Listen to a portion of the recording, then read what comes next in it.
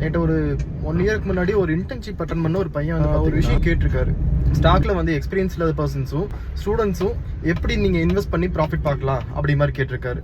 ஓகேங்களா? ஸோ என்ன கேட்டிங்கன்னா, ஸ்டாக் மார்க்கெட்டுங்கிறது ப்ராஃபிட் இருக்கக்கூடியது. ஓகேங்களா? ஆனால் நீங்கள் அது மணி வைஸ் பார்த்தீங்க அப்படின்னா நீங்கள் யூஸ் பண்ண முடியாது. நீங்கள் ஒரு அசட்டாக பாருங்கள் அதையே.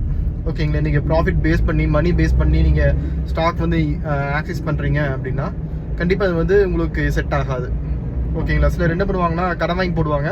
ஸோ அதெல்லாம் வந்து ஒரு 1000 rupees உங்கள் கையில் இருக்குது, இல்லை ஒரு 500 rupees கையில் இருக்குது, ஒரு 100 rupees கையில் இருக்குது அப்படின்னா ஏதோ ஒரு கம்பெனி ஷேர் வாங்கி போடுங்க. ஷார்ட் டர்ம் பீரியட் நீங்கள் ப்ராஃபிட் பார்க்கணும் அப்படின்னா கம்பல்சரி ஒரு 3 to 4 years நீங்கள் வெயிட் பண்ணி 10 to 15% வந்து ஒரு நல்ல ஒரு முன்னேற்றம் கிடைக்கும்.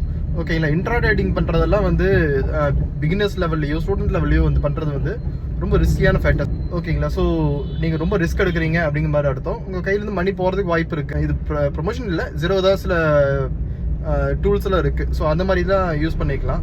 இதே வந்து நீங்கள் ஸ்டாக்கில் பண்ணல, சிப் பண்ண போகிறேன் அப்படின்னா க்ரோன்னு ஒரு ஆப் இருக்குது.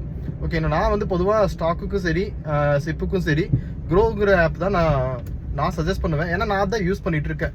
ஸோ எனக்கு அது ஃபெமிலியராக இருக்குது. ஈஸியாக வந்து சப்போர்ட்டும் கிடைக்குது, கஸ்டமர் சப்போர்ட்டும் கிடைக்குது. இதெல்லாம் நல்லா பழகிட்டீங்க அப்படின்னா ஃபாரெக்ஸ் ட்ரேடிங் ட்ரை பண்ணி பாருங்கள். ஓகேங்களா? ஃபாரெக்ஸ் ட்ரேடிங் ட்ரை பண்ணி பாருங்கள். ஸோ நானும் அது பண்ணிட்டு இருக்கேன். ஆனால் அது வந்து கொஞ்சம் ரொம்ப ரிஸ்க் ஃபேக்டர் அதிகம். நீங்கள் பிகினராக இருக்கிறீங்க அப்படின்னா ட்ரை பண்ணலாம்.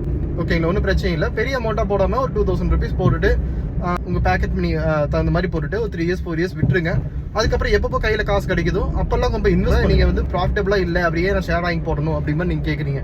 நான் டேர்ம்ஸ்லேயே மென்ஷன் பண்ணியிருப்பான். இப்போ நீங்கள் ஸ்டார்பக்ஸில் போய் ஒரு காஃபி ஆர்டர் பண்ணுறீங்க அப்படின்னா அந்த காஃபி வந்து டிஸ்கவுண்ட் ப்ரைஸில் உங்களுக்கு கொடுப்பான். ஸோ அதுவே உங்களுக்கு ப்ராஃபிட் தான்.